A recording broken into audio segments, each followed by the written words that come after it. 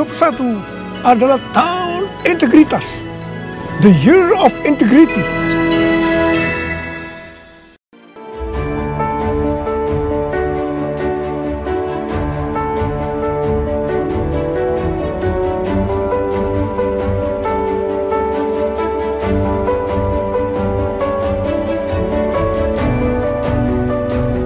Persembahan dan perpuluhan dapat ditransfer melalui BCA 857 050 5000 atas nama GBI Musi Palem Indah atau scan barcode QR kode GBI Musi Palem Indah.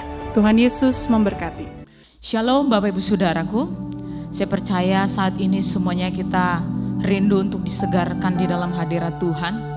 Saya percaya ada satu kerinduan yang mendalam dari diri setiap kita, baik yang ada di rumah-rumah maupun bersama dengan hamba-hamba Tuhan yang ada di UPT yang bergabung dengan kita saat ini.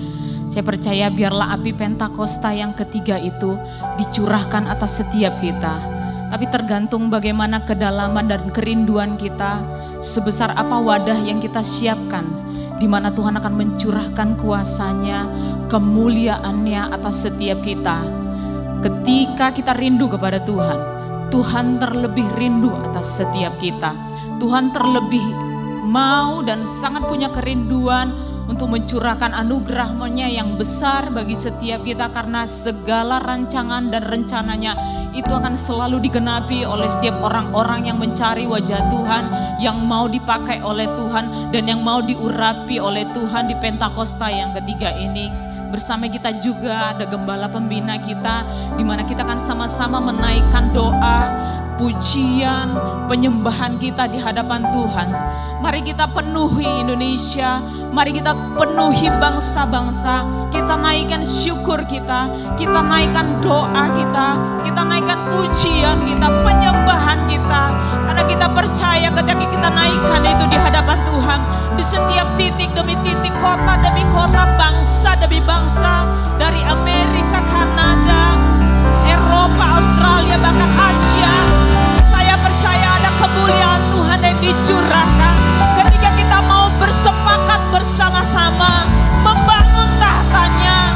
Di mana kita berada, di kota, di bangsa mana kita berdiri, maka saya percaya apa yang kita lakukan itu Tuhan akan mencurahkan berkat-berkatnya dari surga. Kami bersyukur, naikkan syukurmu di hadapannya.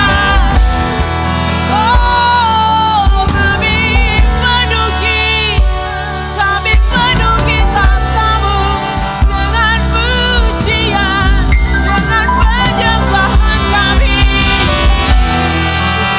Siang dan malam kami bawa doa kami, pujian kami, sembah kami.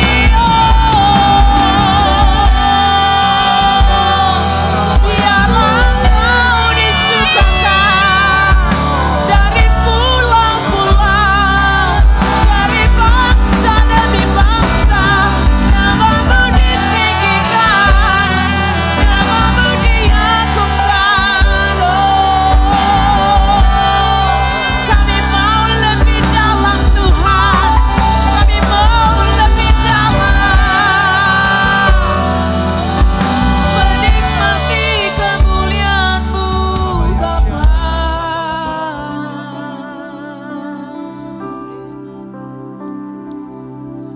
Ku masuk ruang Maha Kudus dengan darah Anak Domba. Ku masuk dengan hati tulus, menyembah yang Maha Kuasa. Bersama-sama dengan hamba-hamba-Mu, para pemimpin kami juga, kami mau masuk Tuhan. Ku masuk ruang Maha Kudus dengan darah Anak Domba, dengan hati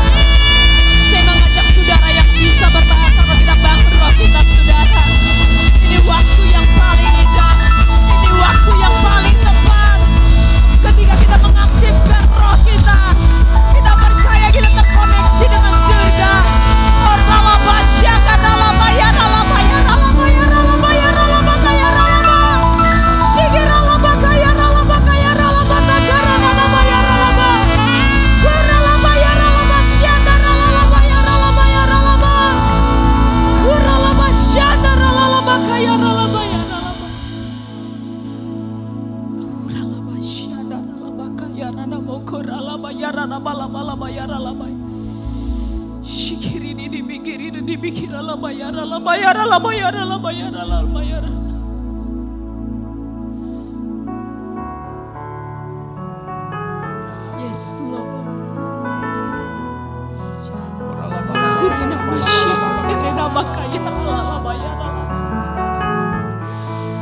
Kuasa-Mu yang sedang bekerja atas setiap kami, atas gereja-gereja-Mu.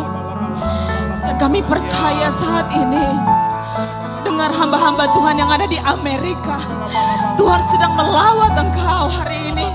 Tuhan sedang melawat Bapak Ibu Saudara yang bergabung saat ini juga. Saya melihat awan kemuliaan Tuhan sedang turun. Karena Tuhan sedang membangkitkan roh doa. Tuhan sedang membangkitkan roh doa. Untuk setiap hamba Tuhan yang berdiri di atas Amerika, Kanada, Korea, Iralaba, Kasyana, Laba, Kayana, Laba. Oh, Yerebe, Syada, Kayana, Laba, Yaralaba. Tuhan katakan perbesar kapasitasmu. Siapkan wadah yang lebih besar lagi, kata Tuhan. Oh God, is an awesome God. He reigns from heaven above with peace, the power and love. Oh God, is an awesome God. Oh God, is an awesome God. He reigns from heaven above with peace, the power and love. Oh God, is an awesome. Oh God, is an awesome God. He reigns from heaven above with peace, the power and love. Oh God, is an awesome God. Oh God, is an awesome God. He reigns from heaven above with peace, the power and love. Oh God, is an awesome God. Waymaker, miracle worker, promise keeper, light in the darkness. My God, that is who you are. Waymaker, miracle worker. Kami deklarasikan itu saat ini Tuhan. Dimanapun kami ada Tuhan, bahkan itu seluruh jemaat-jemaat-Mu, hamba-hamba-Mu. Waymaker, Waymaker, miracle worker, promise keeper, light in the darkness. Waymaker, Waymaker, yes Lord. Deklarasikan ini saudara. Nyatakan ini atas keluarga kita, atas gereja kita. That is who you are. That is who you are. That is who you are. That is who you are. That is who you are. That is who you are. That is who you are. That is who you are. That is who you are. Saya digerakkan Tuhan, kita berdoa pagi ini untuk pemimpin rohani kita saudara. Untuk gembala pembina kita. Dan untuk setiap gembala-gembala kita, mungkin ada jemaat yang ada di rumah. Saudara, kita berdoa untuk gembala-gembala kita yang berjaga-jaga atas jiwa kita, yang berjaga-jaga juga atas setiap pelayanan kita, bahkan kehidupan rohani kita. Saat ini kita berdoa saudaraku, biar kuasa Tuhan bekerja lewat setiap firman yang dibagikan, setiap visi yang disampaikan, ada kuasa Allah yang bekerja. Setiap apapun yang Tuhan pesankan bagi hambanya, para pemimpin kita, maka kuasa itu kan bekerja, itu kan bisa ditangkap oleh seluruh jemaat Tuhan, dan itu kan bisa membawa penuaian yang lebih besar lagi. Horalabasyana rala pagi ini Tuhan, bersama-sama dengan hamba-hamba-Mu di setiap kota demi kota maupun bangsa demi bangsa, bahkan seluruh jemaat-jemaat-Mu yang hadir bersama-sama dengan kami saat ini. Kami bersehati, kami bersepakat, kami berdoa untuk pemimpin rohani kami, untuk gembala induk kami, gembala pembina kami Bapak Dr. Niko Nyoto Raharjo. Tuhan, bekerjalah dengan lebih dahsyat lagi. Sampaikan pesan-pesan-Mu yang lebih lagi bagi hamba-Mu ini, yang lebih detail lagi untuk Pentakosta yang ketiga, agar hamba-Mu ini menyuarakan Pentakosta yang ketiga, bukan hanya di GBI Gatot Subroto, namun di seluruh gereja-gereja, di seluruh tubuh Kristus, agar kami bisa menangkap di mana maksud Tuhan. Kami melakukan kehendak Allah pada zaman ini. Kami melakukan kehendak Bapa pada saat ini. Kami bisa melakukan apa yang Tuhan mau di zaman ini. Kami minta Roh Kudus berikan kesehatan bagi hamba-Mu, untuk seluruh keluarganya, bahkan untuk wakil-wakil gembala ya Tuhan. Berikan kesehatan yang lebih lagi ya Bapa. Biarlah setiap tugas yang Tuhan bebankan, yang Tuhan sudah taruhkan, Engkau berikan itu Bapa dengan kuasa yang lebih besar lagi. Di era Pentakosta yang ketiga ini ya Bapa, semakin banyak orang mengerti dan memahami isi hati-Mu bagi gereja-Mu Tuhan. Karena kami rindu melihat setiap gereja demi gereja, sekalipun kami masih melayani secara online, kami percaya penuaian itu semakin besar terjadi. Tuhan akan memakai seluruh media yang ada untuk penuaian yang terbesar dan terakhir ini. Itu sebabnya kami berdoa, biarlah kuasa Roh Kudus-Mu berlipat-lipat kali ganda, sama seperti Yoel katakan, di mana seluruh generasi Tuhan akan pakai, baik orang-orang tua, teruna-teruna muda generasi Yeremia, sampai kepada anak-anak Tuhan, sampai kepada bayi-bayi yang Kau taruhkan nubuatan. Kami percaya Kau sedang mengerjakan itu ya Tuhan Yesus. Kau sedang mengerjakannya bagi gembala kami, bagi hamba-hamba-Mu yang melayani saat ini. Berikan juga ketulusan hati bagi kami, integritas bagi kami hamba-hamba-Mu yang melayani Tuhan. Agar di masa-masa ini kami tetap kuat, bahkan kami juga bisa menguatkan rekan kami yang lain. Kami bisa menguatkan jemaat-Mu. Setiap pesan yang dibagikan lewat media online maupun onsite ya Tuhan, ada kuasa yang melepaskan, mengubahkan, bahkan menyembuhkan di dalam nama Yesus. Di dalam nama Yesus. Ini doa kami di hadapan Engkau Tuhan Yesus. For your name is holy, holy.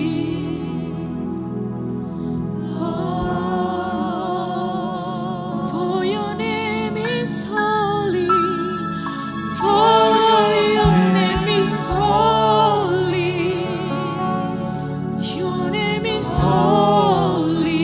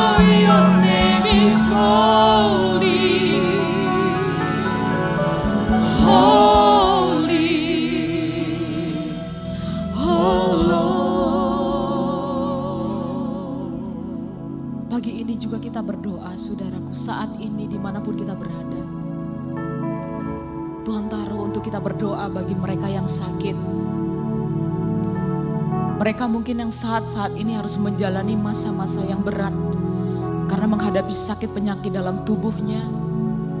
Mungkin ada sakit penyakit dalam jiwanya. Kita berdoa untuk pagi hari ini saudaraku. Saya ditaruh Tuhan untuk saya bisa menyampaikan sesuatu buat saudara. Sebulan yang lalu saya mengalami sakit di mana saya juga terpapar COVID, saudaraku. Dan puji Tuhan saya bisa melayani Tuhan saat ini. Ada intimidasi yang sangat kuat sekali dan saya bisa merasakan ternyata orang-orang yang sedang mengalami pandemi ini, ketika dia merasakan sakit ini, benar-benar intimidasi itu, roh maut itu selalu menguasai dari hari ke hari dalam menjalani proses pengobatan itu.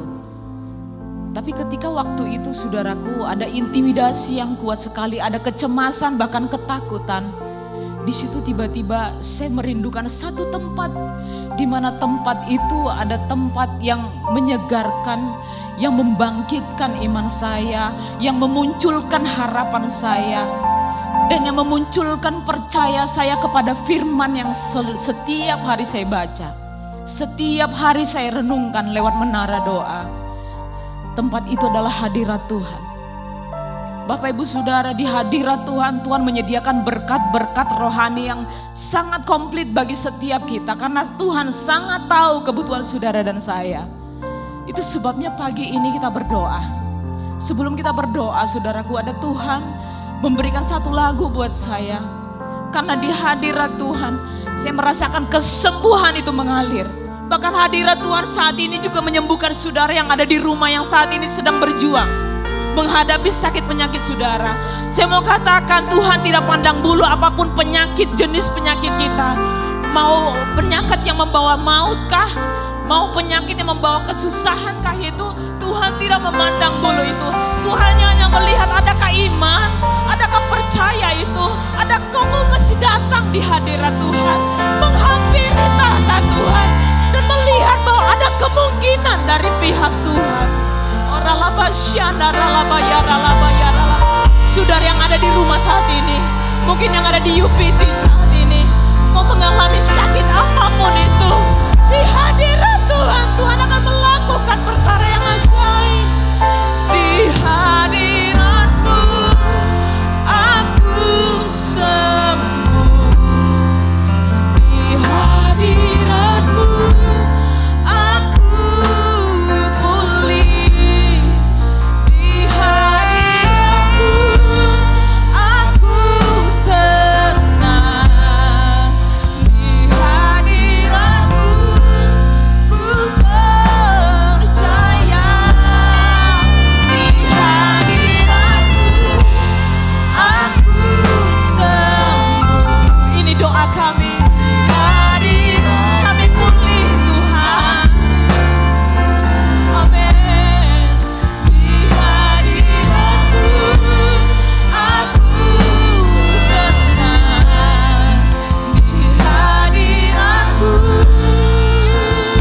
kami percaya, ku percaya.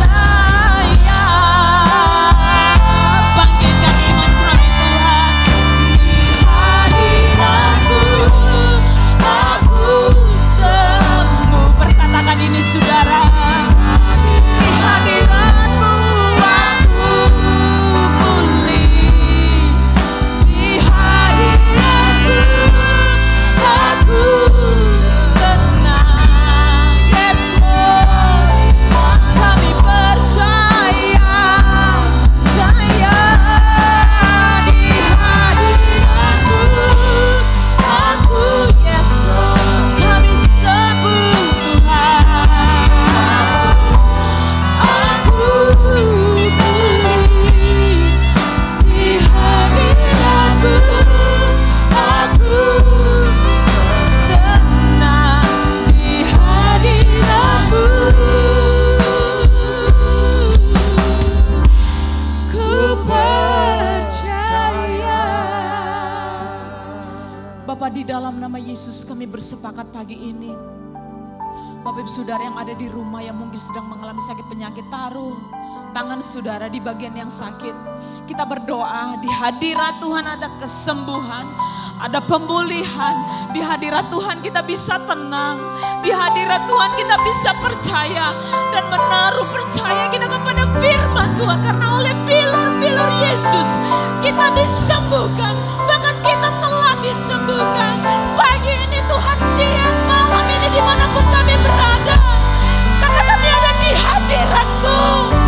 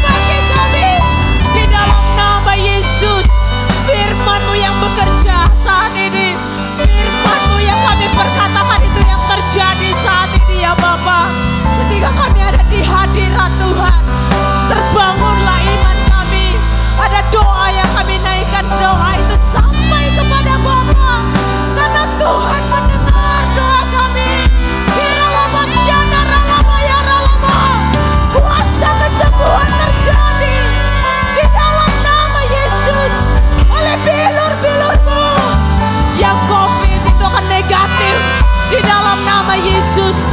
Setiap yang mengalami sesak, yang mengalami kritis di rumah sakit saat ini, pulih dan sadar di dalam nama Yesus. Di dalam nama Yesus. Di dalam di hadiratmu. Kita bangkit berdiri, saudara.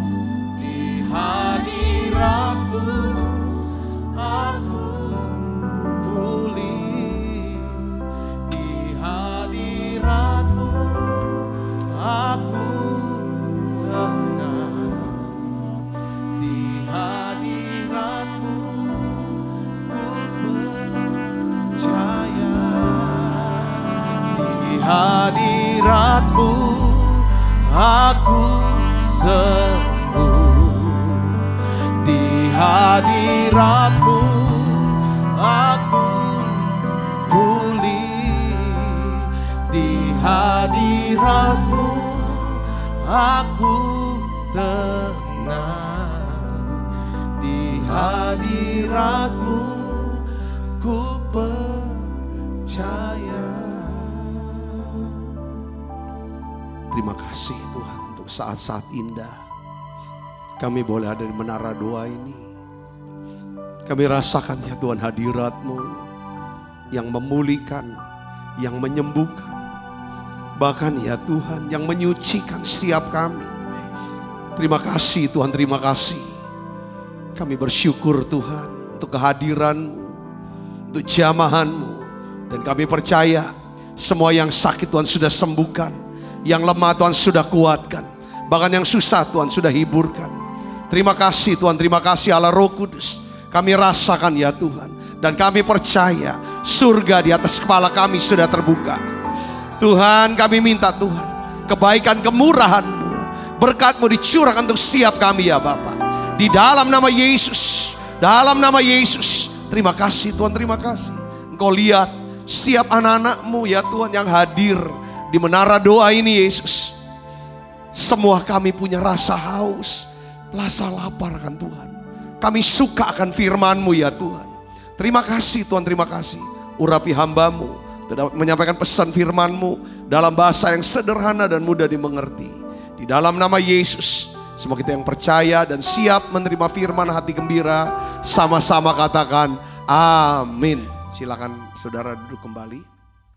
Puji Tuhan, saudaraku yang Kristus, kita boleh rasakan hadirat Allah yang begitu kuat. Nah, hari ini saya ingin bagikan saudara tentang satu tema yang dimana ini adalah saat yang pasti setiap orang akan alami, menghadapinya, menjalaninya saudaraku. Seperti kayak begini saudara ya, ketika kita masih kecil, saudara, itu saat dimana kita akan masuk sekolah, hari pertama sekolah, saudara, itu pasti terjadi, pernah terjadi dulu, yang kita nantikan. Lalu saudaraku, pada waktu orang tua kita janjikan, kita akan liburan yuk, ya kan, tanggal sekian, bulan sekian, pada waktu kamu libur, kita nunggu dan tiba saatnya dan kita liburan pada waktu itu. Semua ini akan terjadi. Nah, saat ini saudara, saya akan kasih judul khotbah saya adalah Tahta Pengadilan Kristus. Tahta Pengadilan Kristus. Nah, saudaraku yang Kristus, bahwa setiap orang, saudara yang pernah dilahirkan, saudara yang pernah lahir, yang pernah ada, semuanya mereka akan menghadap yang namanya Tahta Pengadilan Kristus. Ada banyak pertanyaan saudaraku yang Kristus, ya kan, yang bertanya, kenapa kami orang Kristen, ya kan, masih harus menghadap tahta pengadilan Kristus? Bukankah kami semua sudah dibenarkan, sudah diselamatkan oleh Yesus? Ya kan? Kenapa kami harus dihakimi lagi, menghadap tahta pengadilan untuk dihakimi lagi? Saudaraku yang Kristus, ini dasar firman-Nya saya akan bagikan kepada saudara semua. Kita akan lihat ya saudara, 2 Korintus 5 ayat 10, kita akan baca sama-sama. 1, 2, 3. Sebab kita semua harus menghadap tahta pengadilan Kristus, supaya setiap orang memperoleh apa yang patut diterimanya sesuai dengan yang dilakukannya dalam hidupnya ini, baik ataupun jahat.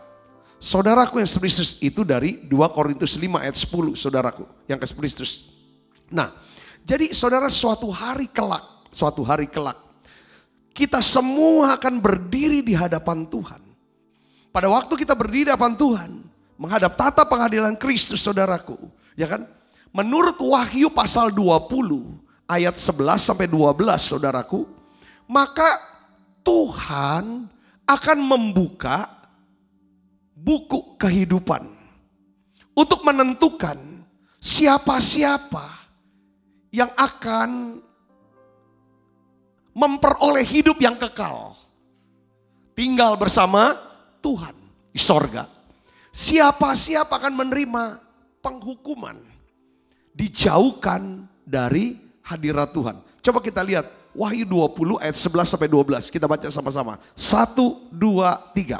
Lalu aku melihat suatu tahta putih yang besar, dan Dia yang duduk di atasnya, dari hadapannya lenyaplah bumi dan langit, dan tidak ditemukan lagi tempatnya. Dan aku melihat orang-orang mati, besar dan kecil, berdiri di hadapan tahta itu. Semua orang, mau siapapun dia, mau orang besar, mau orang kecil. Saudaraku, mereka semua yang sudah, ini kalau udah langit, ini keadaan di mana semua sudah meninggal. Saudara, semua sudah selesai. Saudaraku, yang namanya masa antikris sudah berlalu, semua sudah berlalu. Ini masanya. Lalu Alkitab katakan, lalu dibuka semua kitab. Ada beberapa kitab, ya, dan dibuka juga sebuah kitab yang lain. Ini yang disebutkan. Namanya kitab apa? Kitab kehidupan. Dan orang-orang mati dihakimi menurut perbuatan mereka, berdasarkan apa yang ada tertulis di dalam kitab-kitab itu. Jadi ketika buku kehidupan itu dibuka, saudara, buku itu untuk menentukan siapa yang akan pergi ke surga, siapa yang akan pergi ke neraka. Pada saat setiap orang menghadap tahta pengadilan Kristus, saudara, pada saat itulah nasib kekal kita, nasib kekal semua manusia itu akan ditentukan di situ. Nah, perhatikan di sini, saudara, poinnya. Saudaraku, kita belum sampai ke sana, pasti akan ke sana. Semua orang. Tuhan tidak melihat seberapa baiknya.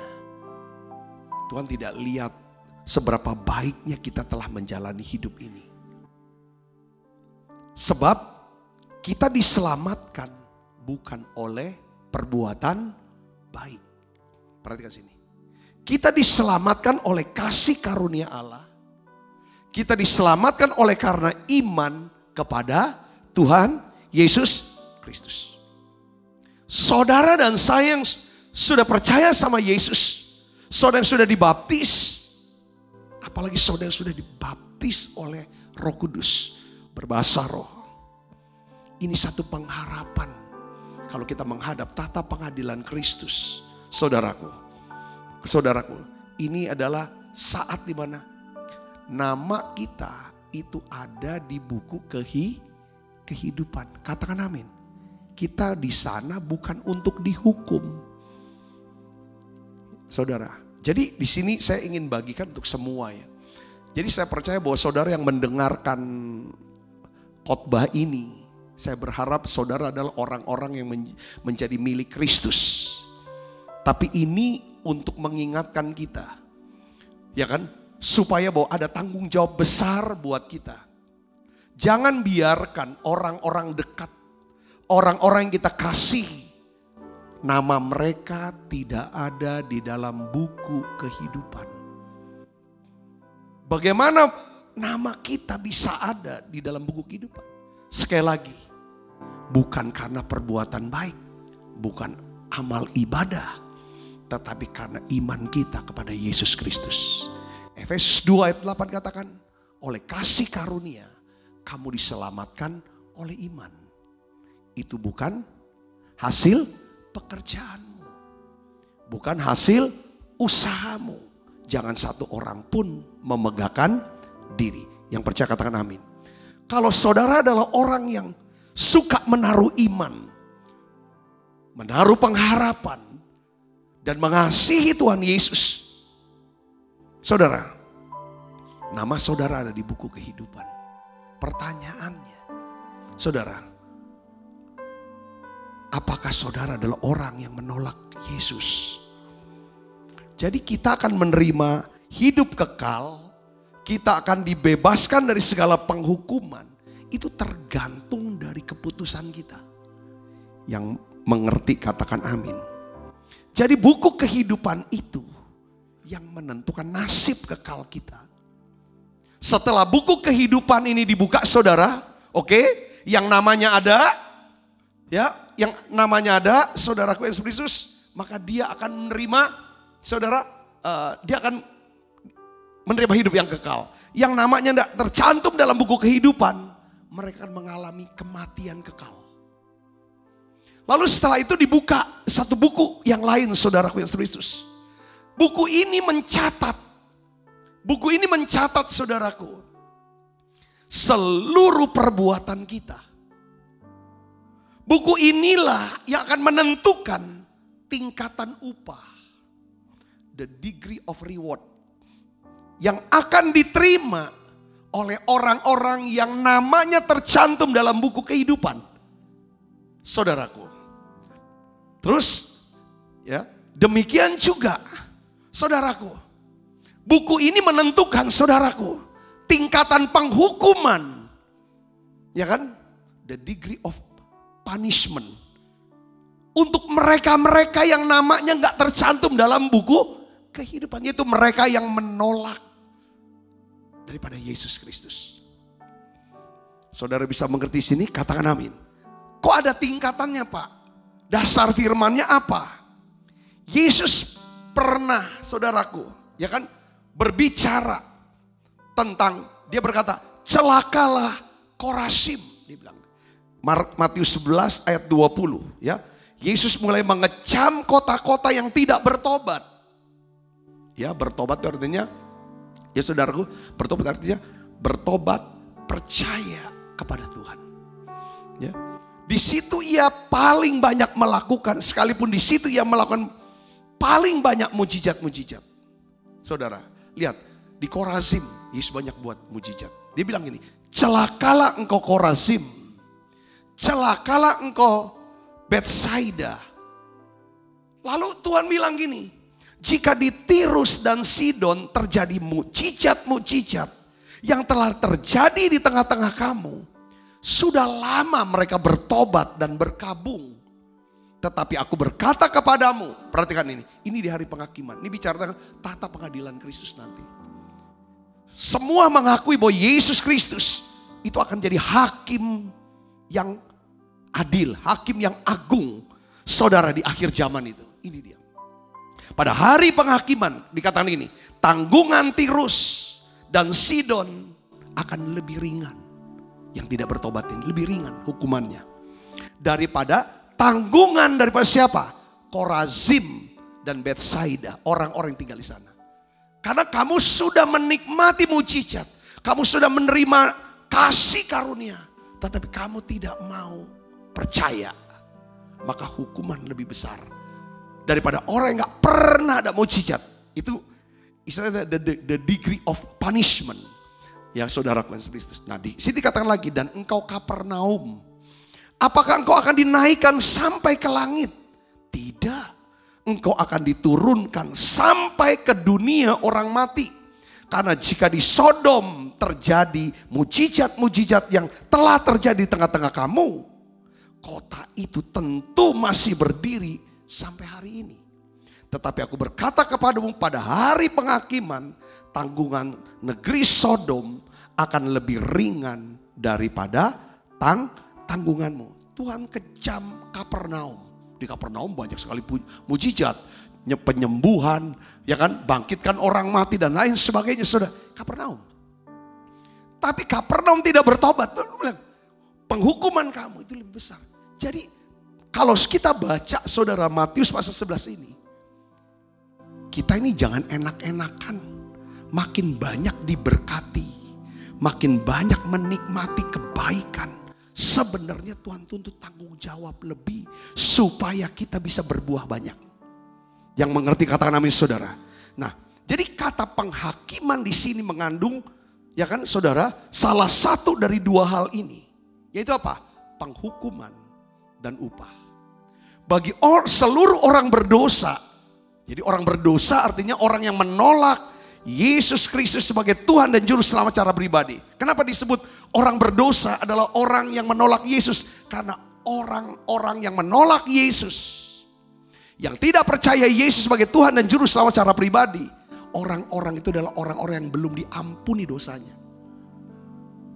Orang yang belum diampuni dosanya, saudaraku Yesus Kristus, orang itu harus menanggung penghukuman. Dia sendiri yang menanggung. Tapi orang yang percaya pada Yesus Kristus, saudara, penghukuman atas dosa dia sudah dijatuhkan di atas kayu salib. Jadi dia dibenarkan. Bukan karena perbuatannya, karena Allah tahu kita tidak sanggup, saudaraku, untuk membayar yang saudara dosa kita. Dia tunjuk Yesus Kristus itu karena kasihnya. Yang mengerti katakan amin. Jadi orang-orang berdosa ini saudaraku, mereka ketika mereka berdiri di hadapan tahta pengadilan Kristus, mereka ini dihakimi untuk menerima penghukuman. Nah, tingkat penghukumannya tergantung daripada jenis kejahatan dan jenis daripada kebaikan. Seberapa banyak kebaikan yang dia sudah terima dari Allah. Ya kan, bagaimana ini? Itu degree-nya, level tingkatannya. Nah, hari ini saya ngomong, kita akan lihat saudara tempat penghukuman ini. Saya sudah sharingkan tentang surga, misteri surga. Di surga tuh kita ngapain aja, ada apa di surga, dan kita begitu rindu untuk ke sana.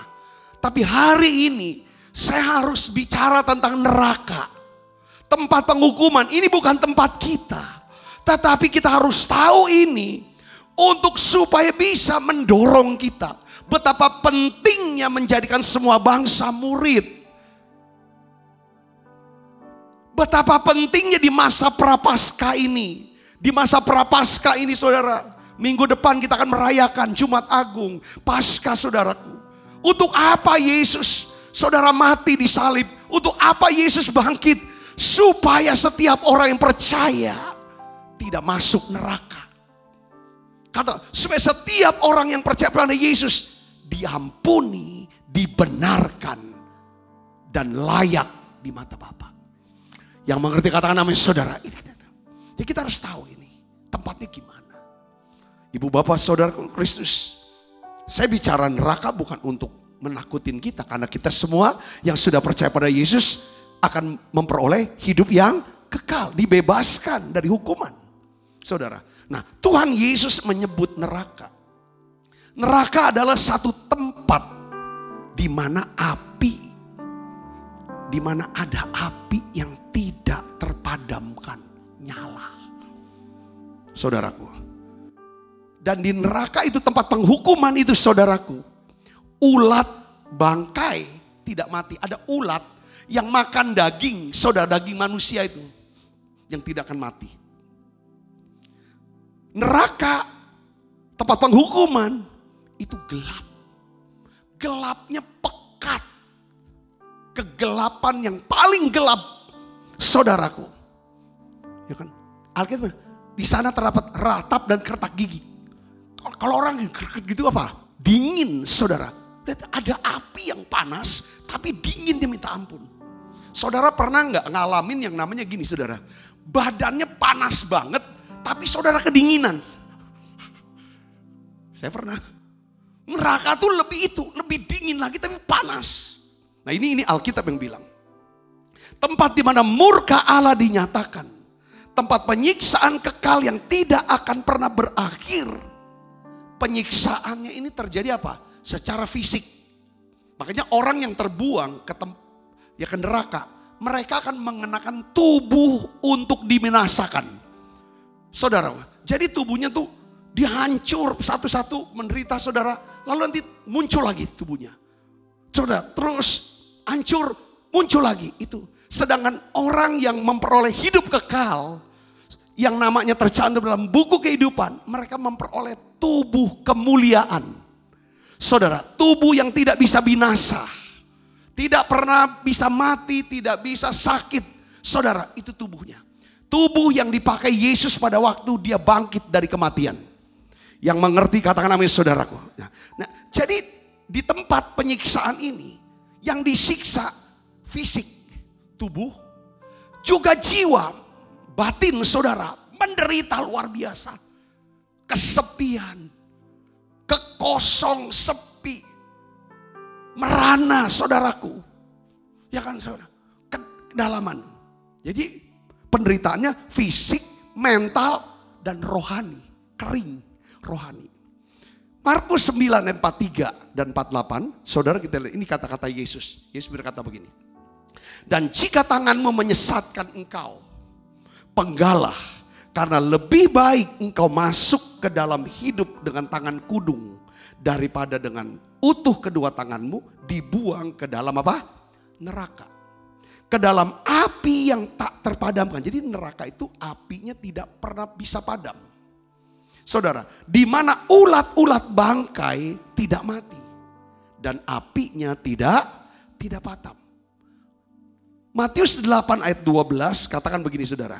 Sedangkan anak-anak kerajaan itu akan dicampakkan ke dalam kegelapan yang paling gelap. Siapa anak kerajaan?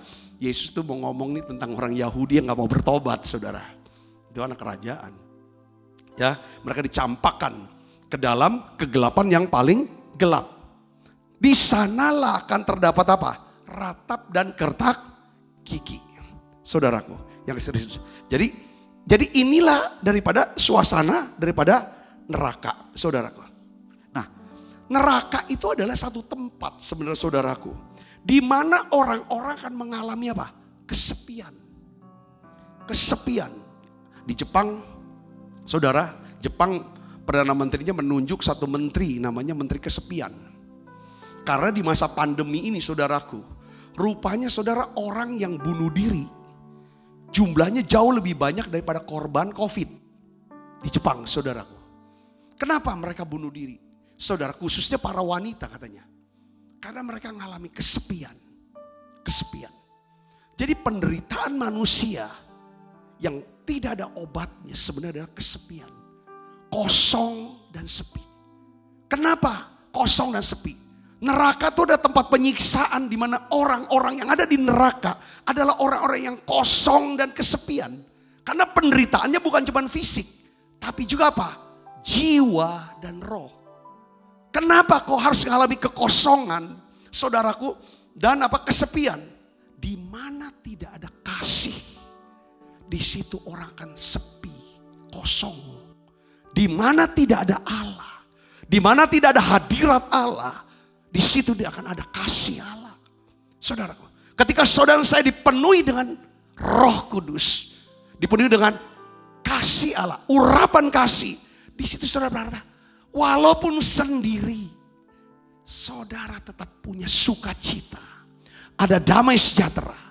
Orang yang sepi, orang yang kosong adalah orang yang kehilangan sukacita atau tidak ada sukacitanya. Orang yang paling lemah. Makanya kan bunuh diri. Saudara, itulah neraka saudara. Nah, di neraka ini tidak ada pengharapan saudara. Kenapa? Karena mereka dijauhkan dari hadirat Allah dan dari kasih Allah atau kekuatan, kemuliaan kekuatannya. Mereka yang ada di sana mengenakan tubuh untuk dibinasakan. Orang yang di neraka tidak ada jalan keluar. Tidak ada tanggal untuk keluar dari penderitaan itu. Orang-orang narapidana yang ada di penjara, mereka punya tanggal keluar. Saudaraku, atau sekalipun mereka dihukum sudah seumur hidup, kalau mereka percaya Tuhan, saudaraku, mereka akan mengalami kemerdekaan, kelepasan. Yang mengerti katakan amin saudaraku. Nah, di sini dikatakan saudara dalam 2 Tesalonika 1 ayat 9. Saya mau banyak bacain ayat aja. Saudara biar di sini saudara bisa dapetin pengertian. Supaya kita, oh ini tuh. Jadi saudara, Alkitab ini buku yang lengkap. Yang tulis tentang di sorga itu kita ngapain aja. Ketemu siapa. Apa yang kita akan buat. Apa yang kita akan dapatkan. Saudaraku, ini dicatat semua di dalam Alkitab. Lalu ketika orang-orang ini tidak ada dalam buku kehidupan, yang tidak bisa pergi ke sana, ke sorga. Ini mereka ini akan ada di tempat penghukuman yang namanya neraka. Itu apa sih neraka? Kalau saudara mau jelas informasinya, ini saya kasih ayat-ayatnya semua untuk memudahkan. Saudara walaupun tidak terlalu lengkap. Nah 2 Tesalonika 1 ayat 9 ini jelaskan tentang orang-orang yang mendapatkan penghukuman, yang jauh dari Tuhan. Kita baca sama-sama. 1, 2, 3. Mereka ini akan menjalani apa? Hukuman kebinasaan. Selama-lamanya. Selama-lamanya. Bukan sementara. Selama-lamanya. Dijauhkan dari hadirat Allah. Dan dari kemuliaan kekuatannya. Ketika orang dijauhkan dari hadirat Allah. Itu tempat penghukuman sebenarnya. Makanya kenapa tadi Rahel, saudara, dia berkata bahwa, ya kan, bahwa di hadirat Tuhan dia dipulihkan, dia disembuhkan. Orang-orang yang mengalami COVID-19, saudara, itu kebanyakan bukan cuman sakit tubuh. Banyak diserang itu bicara tentang apa? Mentalnya. Saudaraku, mentalnya, jiwanya, pikiran, perasaan, dan kehendaknya. Ya kan? Kalau rohnya tidak nyatu dengan Roh Kudus. Rohnya tidak intim dengan Roh Kudus. Hatinya tidak melekat sama Tuhan. Jiwanya ini mengalami ketakutan, depresi yang kuat. Kalau rohnya tidak penuh dengan firman. Nah kemarin kita bahas tentang mabuk roh. Mabuk roh itu dikuasai firman. Ini yang menguatkan. Sehingga justru pada waktu Rahel, saudara, kena COVID-19, Tuhan berikan lagu baru. Lagu yang tadi dinyanyikan ini lagu sangat memberkati. Saya sangat dijamah, sangat dikuatkan dengan lagu yang luar biasa. Ya kan? Di hadirat-Mu aku sembuh. Di hadirat-Mu aku pulih.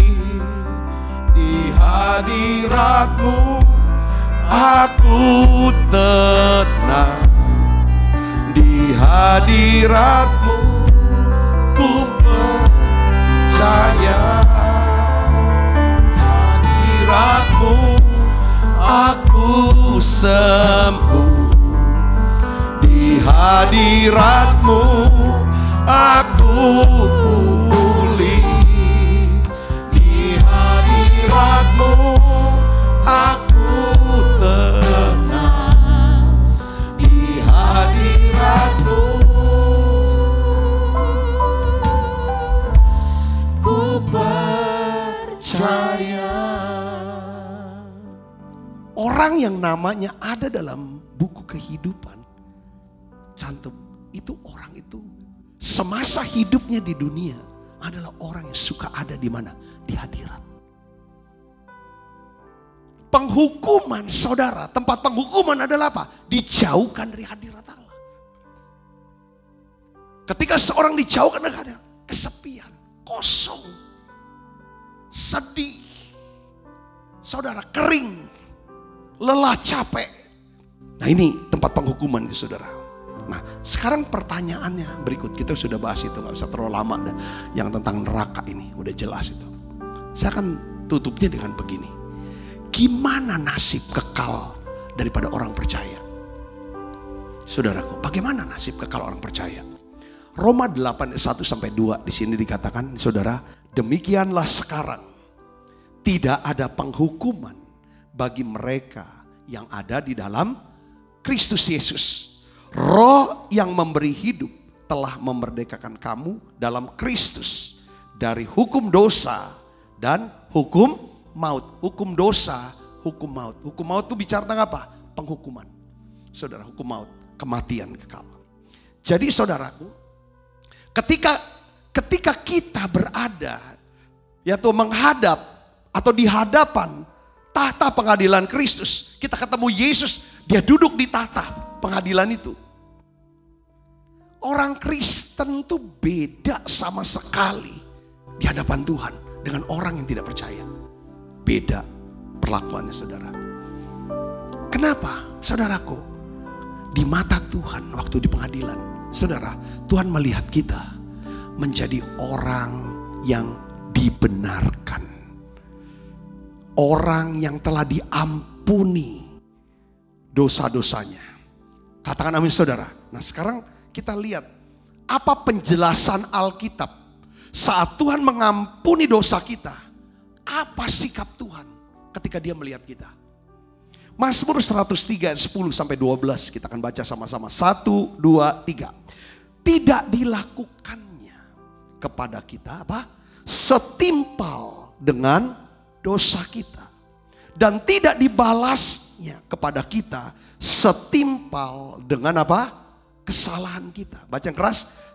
Tetapi setinggi langit di atas bumi, demikian besarnya kasih setianya atas orang-orang yang takut akan Dia. Sejauh timur dari barat, demikian dijauhkannya daripada kita pelanggaran kita.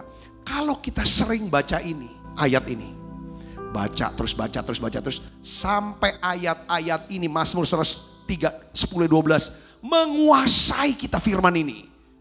Pakai istilah kemarin, kita mabuk oleh roh, mabuk oleh firman ini. Kalau saudara mabuk sama firman ini, saya yakin, kalau saya mabuk sama firman ini, kita tuh gampang mengampuni orang.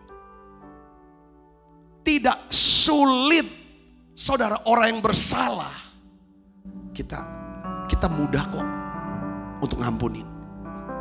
Saudaraku, kalau orang tidak dimabuk sama ayat ini, orang salah akan dibalas setimpal dengan kesalahan dia. Kalau bisa lebih berat lagi. Itu orang kejam itu. Saudara, kalau kita ingat, ini saudaraku, tidak dilakukannya Tuhan kepada kita setimpal dengan dosa kita. Dia tidak balas kita setimpal dengan kesalahan kita. Itu saudara, setinggi langit di atas bumi, demikian besarnya kasih setianya atas orang-orang yang takut, hormat sama Tuhan, takut sama Tuhan, mencintai Tuhan, mempercayai Tuhan, menghargai Dia, dan menyadari aku butuh Tuhan. Katakan amin, saudara. Bahkan dia bilang sejauh timur dan barat. Kenapa enggak sejauh utara dan selatan? Karena utara dan selatan ada ujungnya, ada batasnya. Ada kutub utara, ada kutub selatan. Tapi tidak ada kutub timur, enggak ada kutub barat. Tuhan mau ngomong, firman Tuhan bilang gini, kalau dia jauhkan kita pelanggaran, dia bilang, aku lupakan sampai enggak ada batasnya, dia lupanya. Luar biasa enggak kasih Tuhan itu? Ini saudaraku, kasih Tuhan. Tuhan tuh enggak kejam. Jangan saudara berpikir Tuhan kejam. Dia baik. Tuhan itu baik. Allah itu kasih. Lihat saudara, ini dia. Tegesin lagi dengan kitab Mika. Mika 7 ayat 19. Katakan apa? Biarlah Dia kembali menyayangi kita. Menghapus kesalahan-kesalahan kita. Melemparkan segala dosa kita. Kemana? Ke tubir apa? Laut. Tubir laut apa? Kedalaman. Dasar daripada laut. Saudaraku. Bahkan dasar ada lubang lagi. Yang paling bawah lagi. Itu tubir. Tuhan Yesus telah membayar lunas segala utang dosa kita. Dengan menderita sengsara dan mati di kayu salib. Ini pesan Paskah, saudaraku. Buat setiap kita. Ya, minggu depan ya, pasnya Paskah kan. Kita, Jumat Agung minggu depan ini, saudaraku. Ya, kita siap ini. Saya bagikan ini buat saudaraku. Ini Tuhan. Di dalam 1 Petrus 2 ayat 24 dikatakan, Ia sendiri telah memikul dosa kita di dalam tubuhnya di kayu salib. Supaya kita yang telah mati terhadap dosa hidup untuk kebenaran. Oleh bilur-bilurnya kamu telah disembuhkan.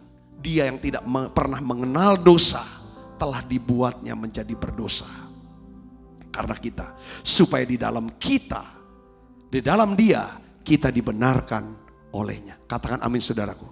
Jadi Tuhan Yesus itu menjelaskan, saudaraku.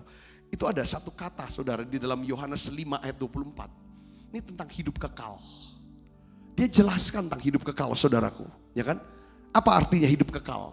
Yohanes 5 ayat 24. Ini udah. Barang siapa yang percaya padanya tidak binasa, melainkan beroleh hidup yang kekal. Apa arti hidup yang kekal?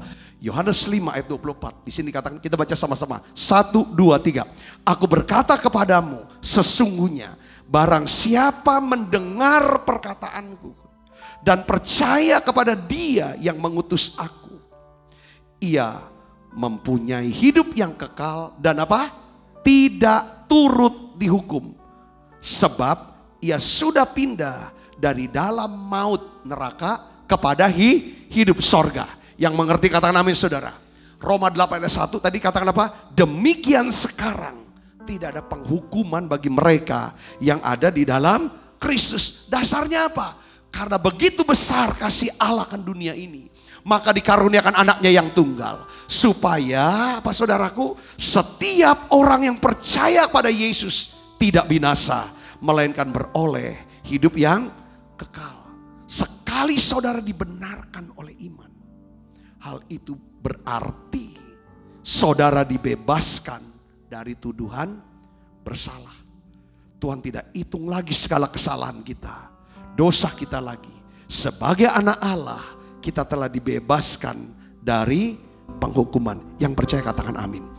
Mungkin ada beberapa di antara kita, saudara, ada pertanyaan, ada kegelisahan, ada kekhawatiran. Saudaraku, kita khawatir, kita merasa bahwa Pak Sabta, Pak Pendeta, saya ini banyak kekurangan, saya ini banyak kelemahan. Saya bisa, kadang saya jatuh, gagal, salah, saya berdosa. Itu gimana? Apakah nanti Tuhan akan hukum saya dan lempar saya ke neraka? Bukankah surga itu tempat yang kudus, tempat yang sempurna? Tidak mungkin orang yang tidak sempurna seperti saya bisa ke surga. Iya betul. Tuhan tidak tuntut kita sempurna. Dia mau tuntut kita percaya Yesus lalu bertumbuh di dalam kasih karunia-Nya Dia. Katakan amin saudara. Saya ingin ingetin saudara, sering-sering lihat kasih, ingat kasih Tuhan. Ingat kasih Tuhan. Di masa prapaskah ini saudara, ingat kasih-Nya. Ingat kebaikan-Nya. Ingat pengorbanan-Nya. Dia mati di salib, Dia mau bayar segala dosa kita. Saya mau kasih tahu gini, saudara jangan ragukan keselamatan di dalam hati saudara. Ingat saudaraku yang Kristus, sepanjang kita tidak menyangkal Kristus, sepanjang kita tidak menolak firman-Nya, sepanjang kita tidak meninggalkan iman Kristen kita, sepanjang kita tidak memberontak terhadap Allah dengan tetap hidup di dalam dosa, sepanjang kita tidak menjadi murtad, sepanjang kita tidak menghujat Roh Kudus, kita tidak akan kehilangan keselamatan. Katakan amin saudaraku. Matius 12:31 katakan begini, sebab aku mau berkata kepadamu, nih Yesus kata, segala hujat, segala dosa dan hujat manusia akan diampuni, tetapi hujat terhadap Roh Kudus itu tidak diampuni. Jangan hujat Roh Kudus. Tapi ada satu kata sudah di ayat ini, coba perhatikan lagi di sini, Ibrani 6 ayat 4 sampai 6. Sebab mereka yang pernah diterangi hatinya, yang pernah mengecap karunia surgawi, yang pernah mendapat bagian dalam Roh Kudus, dan yang mengecap firman yang baik dari Allah, karunia-karunia dunia yang akan datang, namun murtad lagi, saudara, tidak mungkin diperbaharui sekali lagi. Demikian Tapi ada satu katanya, ini saya hitemin saudaraku. Hingga mereka apa? Bertobat. Hingga mereka bertobat. Sebab mereka menyalibkan lagi anak Allah bagi diri mereka sendiri dan menghinanya di muka umum.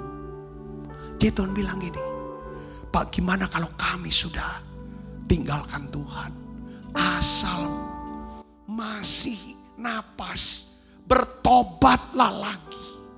Hingga mereka bertobat, maka Tuhan, kasih karunia Tuhan masih berlaku buat hidup saudara. Katakan amin. Tahta pengadilan Kristus bukanlah pengalaman yang menakutkan bagi setiap orang percaya. Katakan amin saudara. Tahta pengadilan Kristus bukanlah tempat penghukuman bagi orang-orang yang percaya. Tahta pengadilan Kristus sebaliknya itulah tempat di mana saudara dan saya, kita semua akan menerima upah, menerima saudara hadiah, menerima mahkota atas jerih lelah pelayanan kita. Jerih lelah daripada saudara mempertahankan iman, kesetiaan saudara kepada Tuhan. Katakan amin saudaraku. Matius 16 ayat 27 katakan, sebab anak manusia akan datang dalam kemuliaan Bapaknya diiringi malaikat-malaikatnya. Pada waktu itu ia akan membalas setiap orang menurut apa? Perbuatannya. Artinya apa? Ini bicara tentang apa? Pembagian upah. Yang mengerti katakan amin. Saya tutup dengan satu ayat ini. Wahyu 3 ayat 11. Aku datang segera kata Tuhan. Ini perkataan Yesus. Pegang apa yang ada padamu, supaya tidak seorang pun apa? Mengambil mahkotamu. Yudas punya mahkota. Saudara, Yudas tidak pegang apa yang ada padanya. Imannya, kesetiaannya kepada Tuhan. Pernah kepikiran ya saudara, seandainya Yudas nunggu aja, jangan buru-buru bunuh diri. Nunggu apa? Hari Pentakosta. Mungkin ceritanya lain kali ya. Saudaraku, itu lain. Kadang-kadang tuh rasa malu, rasa bersalah, rasa-rasa semua itu serangan setan yang membuat. Saudaraku Kristus, pegang apa yang ada padamu. Jangan seperti Yudas, dia lepaskan apa yang ada. Saudaraku, jika anak manusia itu datang, adakah ia mendapati iman di bumi ini? Beberapa hari kemarin saya bicara tentang iman. Saudaraku, penting iman. Iman ini yang membuat Tuhan tuh berkenan. Tuhan tuh sayang sama. Kemarin waktu kita nyembah, saudara, hari Kamis kemarin, benar satu pernyataan yang kuat sekali. Tuhan berkata, aku cinta kepadamu, aku mengasihi. Saya tahu Tuhan mengasihi kita. Saya tahu Tuhan mengasihi saya. Tapi ketika saya rasakan dalam hadirat yang begitu kuat, dia berkata, aku mengasihimu. Aku akan memberkati kamu. Wah, itu aku nangis kemarin. Saya nangis, Tuhan, aku tahu. Aku tahu. Aku cinta padamu, Tuhan. Aku rindu hadirat-Mu, Tuhan. Aku ingin selalu dekat padamu, menikmati kehadiran-Mu. Aku cinta padamu. Buka suaranya saudara, nyanyi. Aku rindu hadirat-Mu, Tuhan. Aku ingin selalu dekat padamu, menikmati kehadiran-Mu. Ku nyanyi Hosana bagi Rajaku yang duduk di tata. Aku muliakan dan kuagungkan, Kaulah yang disembah. Tuhan, jangan jauhkan kami dari hadirat-Mu. Tuhan Yesus, aku cinta padamu. Kami semuanya cinta Engkau Yesus. Saudara bicara sama Tuhan, katakan, Tuhan aku cinta Engkau. Aku rindu selalu dekat dengan-Mu Tuhan. Jangan jauh dari aku Tuhan. Neraka tempat di mana tidak ada Tuhan di situ. Tidak ada hadirat Tuhan di situ. Tidak ada kekuatan, kemuliaan, kasih-Nya. Tapi surga tempat penuh dengan hadirat, penuh dengan kemuliaan Tuhan. Tuhan Yesus, ketika kami ada berdiri di tahta pengadilan Kristus, Tuhan ingat aku Tuhan, ingat umat-Mu, ingat orang-orang yang bersama kami, ingat keluargaku ya Tuhan, ingat ya Tuhan kotaku, ingat bangsaku ya Tuhan Indonesia, ingat ya Tuhan, biarlah semuanya diselamatkan Tuhan, semua percaya, bertobat percaya Tuhan, semuanya diselamatkan ya Tuhan. Tuhan berikan kami Tuhan hati di masa prapaskah ini. Kami ingin menunjukkan kasih. Kalau Tuhan sudah menyerahkan diri buatnya, berikan nyawa buat kami, kami mau menyerahkan nyawa kami kepada saudara-saudara kami, supaya mereka bisa menemukan kasih Allah. Mereka bisa menerima kasih Allah, yaitu pengampunan dosa dan hidup yang kekal. Terima kasih Tuhan, terima kasih. Selamatkan keluarga kami Tuhan. Selamatkan orang yang kami kasihi ya Tuhan. Terima kasih Tuhan, terima kasih. Selamatkan kotaku Palembang, bangsaku Indonesia ya Tuhan. Terima kasih Tuhan, terima kasih. Semua ya Tuhan, keluarga anak-anak-Mu yang ada di menara dua ini, semuanya diselamatkan ya Bapa. Terima kasih Tuhan, terima kasih. Bungkus kami semua dengan kuat kuasa darah-Mu. Malaikat Tuhan berpasukan mengawal langkah hidup kami semuanya. Limpah rahmat rezeki Tuhan berikan. Tuhan, aku berdoa untuk anak-anak-Mu ya Tuhan yang setia di menara dua ini. Anak-anak-Mu yang sudah menabur ya Tuhan, membawa persembahan untuk pelayanan menara doa online di sini Tuhan. Supaya pekerjaan Tuhan terus diluaskan. Tuhan, berkat-Mu turun Tuhan. Berkat-Mu turun ya Tuhan Yesus. Terima kasih Tuhan. Kau janji orang yang memberkati gereja ini, pelayanan ini, orang itu akan diberkati Tuhan berlimpah-limpah. Terima kasih Tuhan, terima kasih. Sebentar kami akan makan perjamuan kudus. Biarlah Tuhan Kau sucikan, kuduskan setiap hati kami. Dalam nama Yesus kami berdoa. Haleluya. Amin. Aku cinta padamu Tuhan. Aku rindu hadirat-Mu Tuhan.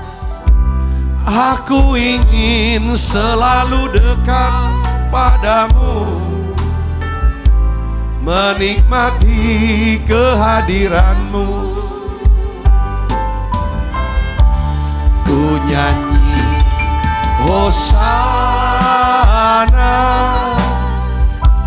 bagi Rajaku yang duduk di tata. Aku muliakan dan kuat, Kaulah yang disembah.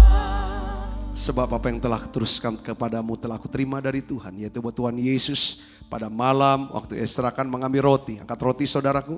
Dan sudah itu ia mengucap syukur atasnya. Ia memecah-mecahkannya dan berkata, inilah tubuhku yang diserahkan bagi kamu. Perbuatan ini menjadi peringatan akan aku, saudaraku. Bukankah roti tangan kita ada persoalan kita dengan tubuh Kristus? Mari kita makan dalam.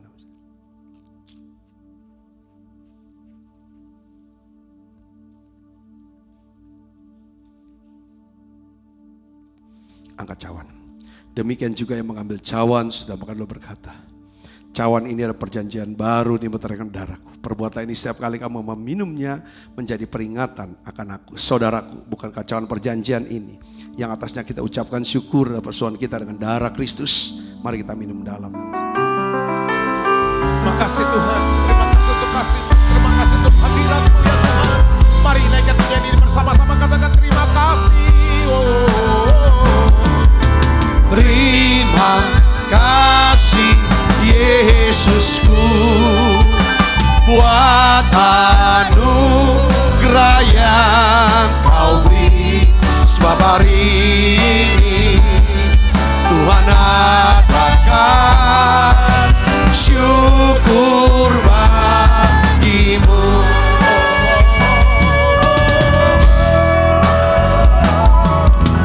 Terima kasih Yesusku buat anugerah yang Kau beri. Sebab hari ini Tuhan adakan syukur bagimu.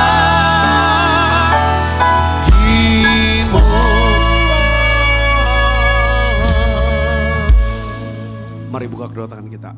Kekasih Kristus, terimalah berkat yang berlimpah-limpah daripada Allah Bapa di dalam anaknya yang tunggal Tuhan kita Yesus Kristus. Persekutuan yang manis Roh Kudus menyertai saudara semua mulai daripada saat ini sampai Yesus datang menjemput kita dalam permai dan sampai selama-lamanya. Semua kita percaya berkati sama-sama, katakan amin. Tuhan Yesus berkati saudara semuanya.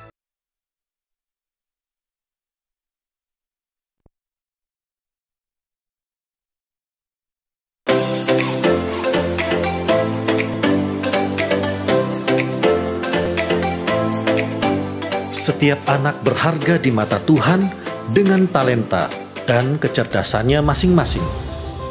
Sekolah Bethesda menciptakan lingkungan pendidikan yang menyenangkan untuk mengembangkan kecerdasan majemuk setiap anak dengan pendidikan berdasarkan Kristus dan Alkitab.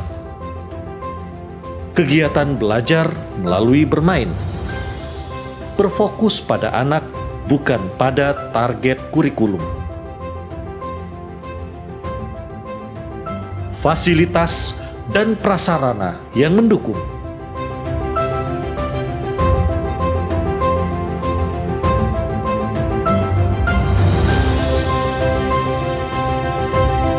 Menerima pendaftaran siswa baru tahun ajaran 2021-2022. Pendaftaran dapat menghubungi Mary 0897 8617 009, Caroline 0813 6638 3377.